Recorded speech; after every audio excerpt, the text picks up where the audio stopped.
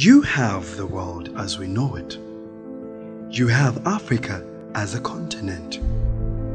And then you have Uganda in East Africa, a small country known to many as the Pearl of Africa. For its beautiful scenery, green vegetation, its warm-hearted population, and the smiles of children. It's hard to say that such a lovely country could fall a victim of something so small, a little, tiny insect species called the mosquito.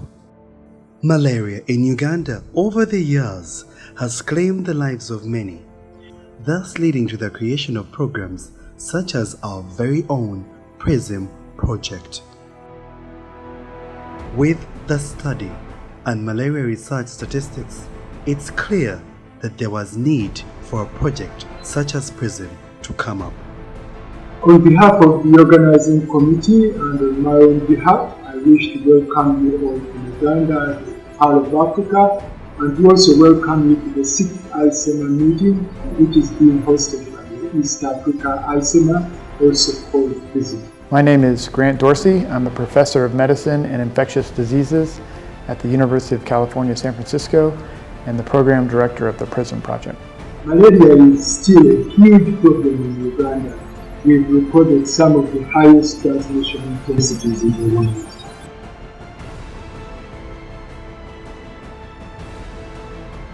In 2010, we received ISEMA support and expanded our research group to include other universities like the London School of Hygiene and Tropical Medicine and the Liverpool School. We're very fortunate to receive funding from the National Institutes of Health.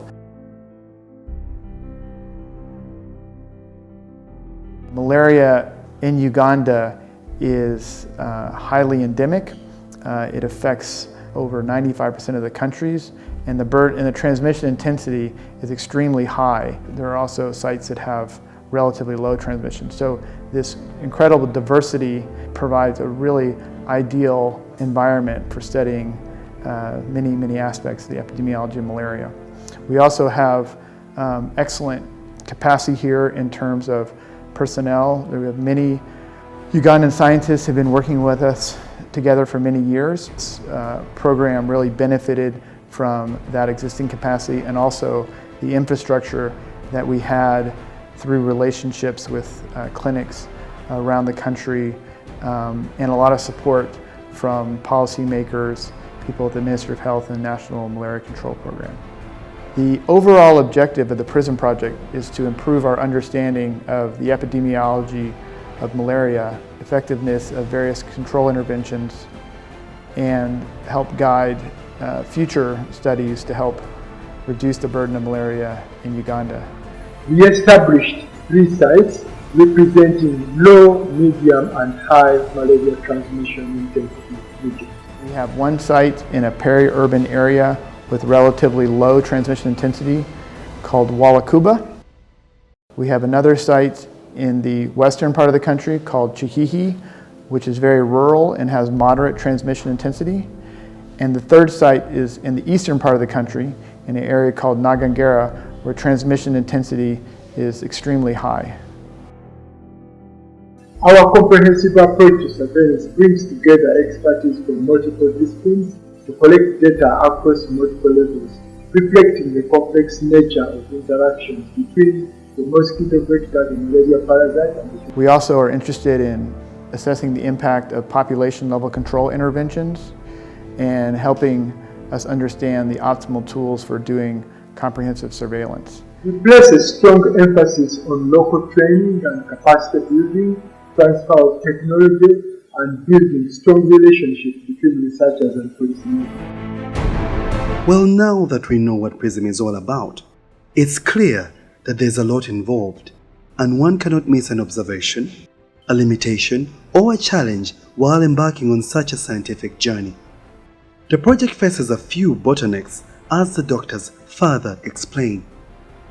Probably the most challenging thing about the work we're doing in PRISM is just really seeing how great the burden of disease is and how difficult it has been to reduce that burden given the interventions that are currently available for us. We thought we had made a dent on malaria in Uganda because our malaria indicator survey showed a parasite prevalence of 40% in 2009, and this was reduced to 19% in 2014.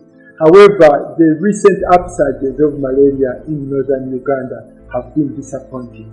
The disease has such a huge impact on most people living, especially in rural environments, and especially young children traveling around to all these difficult sites, dealing with lack of electricity and basic needs. However, I will say that just through the hard work of our staff and the persistence. Amidst all the challenges though, we're proud to say that we have had quite a number of achievements of the project so far.